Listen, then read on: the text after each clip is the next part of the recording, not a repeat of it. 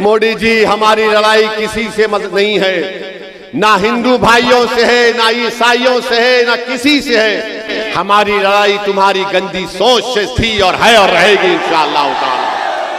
हम नफरत को खत्म करना चाहते हैं, हम हिस्सेदारी चाहते हैं, हम इज्जत की जिंदगी गुजारना चाहते हैं। मेरे अजीज दोस्तों और बुजुर्गों, कि 2014 में जब मोदी आए थे तो कहा था मैं 15 लाख दूंगा, मैं अच्छे दिन लेकर आऊंगा, और कहा कि मैं चाय बेचने वाला हूं। मगर उन्होंने क्या किया? उन्होंने देश को बेच दिया चाय के नाम पर। 2019 का लोकसभा का चुनाव आया तो मोदी चाय वाला नहीं बोले, मोदी अच्छे दिन भूल गए, 15 लाख भूल गए, कहा मैं चौकीदार हूं। 2019 चला गया, अब 24 आया है तो मोदी कह रहे हैं मंगलसूत्र निकाल लिया जाएगा। मोदी कह रहे हैं कि घुसपैठी है। मोदी क्या क्या आप कह रहे हैं। मेरे अजीज दोस्तों और बुजुर्गों, आपको इन तमाम लोगों को घर को भी जाना है जो उत्तर प्रदेश और देश को कमजोर करने का काम कर रहे हैं। तो हम आपसे अपील करने आए हैं। हाँ, और एक बात याद रखिए, मोदी कहते हैं पार्लियामेंट में, हमने सुना मोदी ने कहा, क्या कहा मोदी ने, कि देश का सबसे बड़ा पिछड़ाओं का नेता मैं हूं। हम आपको बता रहे हैं, भारत सरकार का डेटा कह रहे हैं कि 2014 में इस देश में हमारे 20% पिछड़ा समाज के लोग अरबपति थे। 10 साल में वो 10% कमी आ गई उसमें, और 90% अपर कास्ट के लोग आज अरबपति हैं मोदी के राज में। बताओ मोदी, आपने दौलत किसकी कम की, किसके दौलत में आपने इजाफा किया? मेरे अजीज दोस्तों और बुजुर्गों, अब मोदी जी कह रहे हैं कि आरक्षण मुसलमानों का छीन लिया जाएगा। मोदी जी, क्या आप नहीं जानते कि जिस तेली समाज से आप आते हैं उसी तेली समाज को गुजरात में मुसलमान जो है आरक्षण मिलता है। मेरे भाई, आप ये भी जानते हैं कि मोदी जी मंगल पांडे की बात तो करते हैं कि पूर्वांचल का बेटा था, मगर मोदी जी पूर्वांचल का बेटा मुख्तार अंसारी भी है। वो मुख्तार अंसारी जिसने अंग्रेजों के खिलाफ अपना सब कुछ कुर्बान कर दिया, मगर मोदी जी मुख्तार अंसारी के बारे में बात नहीं करना चाहते। मेरी अजीज दोस्तों और बुजुर्गों, आरक्षण लेने की बात भारत के प्रधानमंत्री करते हैं। हम उनको बताना चाहते हैं कि उत्तर प्रदेश में अंसारी भाई, आप उनको 1950 का प्रेसिडेंशियल ऑर्डर खत्म क्यों नहीं करते?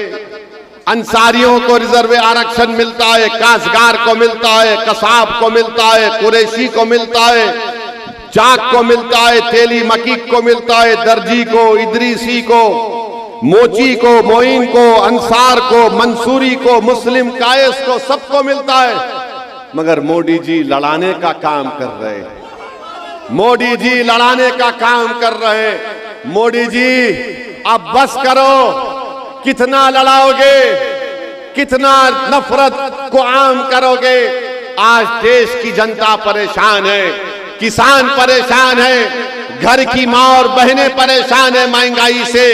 तो अपनी नाकामियों को छुपाने के लिए नरेंद्र मोदी आज हिंदू मुस्लिम की नफरत की राजनीति कर रहे हैं। इस नफरत की राजनीति को अगर कोई खत्म कर सकता है तो पीडीएम कर सकता है।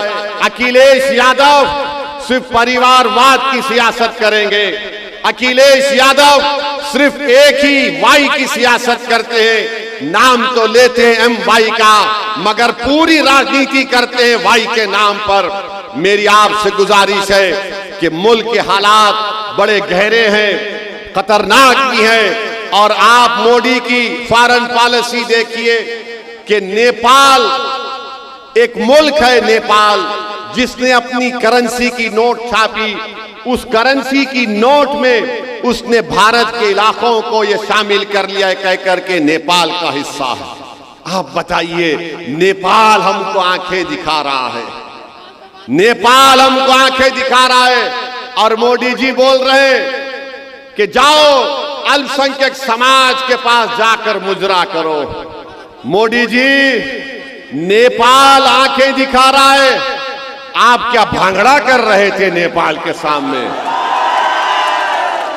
चीन हमारी 2000 स्क्वायर किलोमीटर पर कब्जा कर कर बैठ गया, मोदी जी क्या आप ब्रेक डांस कर रहे थे? मोदी जी, ये आपके गौ रक्षक गाय का नाम लेकर क्या क्या नहीं कर देते हैं? क्या आप उनके साथ भरतनाट्यम कर रहे थे? तो दिखाने के लिए मोदी के पास कुछ नहीं है और बोलते हैं ताला लग जाएगा मंदिर को।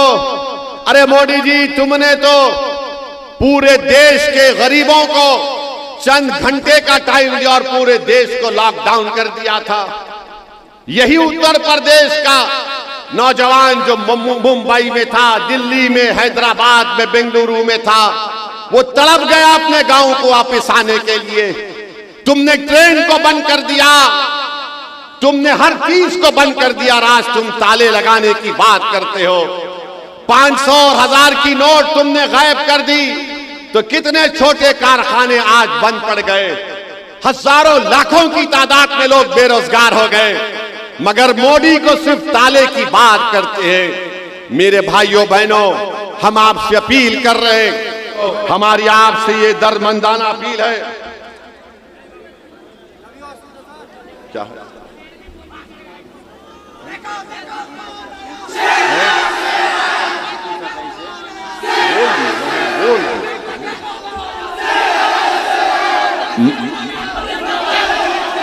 तो मेरी आपसे एक गुजारिश है कि पहली तारीख के दिन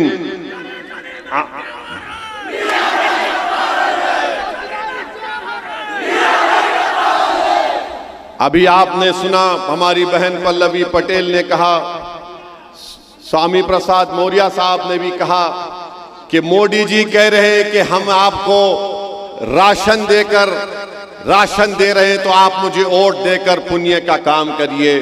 मोदी जी, ये देश तुमको 2 मर्तबा प्रधानमंत्री बनाकर तुमको दान दिया है, तुम मान सम्मान करो गरीबों का। आप अहंकार का शिकार हो चुके हैं और गरीबों की गुर्बत का मजाक उड़ाने का काम कर रहे हैं। बहरहाल मेरे अजीज दोस्तों और बुजुर्गों, मैं आपका शुक्रिया भी अदा करता हूं कि 2022 के विधानसभा के चुनाव में इस विधानसभा से आपने एमआईएम पार्टी के उम्मीदवार को भी वोट दिया, आपका बहुत बहुत शुक्रिया। मगर पहली तारीख को आप क्या करेंगे, किसको वोट देंगे बताइए हमको? गन्ना किसान के निशान पर वोट लगाएंगे? कहीं समाजवादी के बातों में तो नहीं आएंगे? हाथ उठाकर स्वामी प्रसाद मौर्य साहब को वादा करिए कि पहली तारीख को गन्ना किसान निशान पर वोट लगेगा। पूरे हाथ उठाकर बताइए। अब और एक बार हाथ उठाकर बताइए कि मोदी को कुशीनगर से भगाएंगे, स्वामी प्रसाद मौर्य को कामयाब करेंगे। तो भूलना नहीं, घर को जब जाएंगे तो शैतान आएगा, शैतान के एजेंट भी आएंगे, आकर कान में बोलेंगे ओवैसी के भड़काऊ भाषण में मत आना। तो आप उन शैतान से कहना, थू जा यहां से, भाग। वो आकर बोलेंगे ऐसा कुछ नहीं, ऐसा ये सब ऐसा ही जज्बाती बात करते हैं। वो आकर आपसे कहेंगे कि स्वामी प्रसाद मौर्य को वोट देना वोट को गड्ढे में डालने के बराबर है। तो उनसे कहना, ये गड्ढा तुमने बनाया, हम इसको भरेंगे अपने वोट से इंशाअल्लाह ताला। तो पहली तारीख को क्या होगा? गन्ना किसान के निशान पर बटन दबेगा, बटन दबेगा, बटन दबेगा। तो हमारे साथ नारा लगाइए, नारे तकबीर, नारे तकबीर, हिंदुस्तान, भारत। सलाम अलैकुम।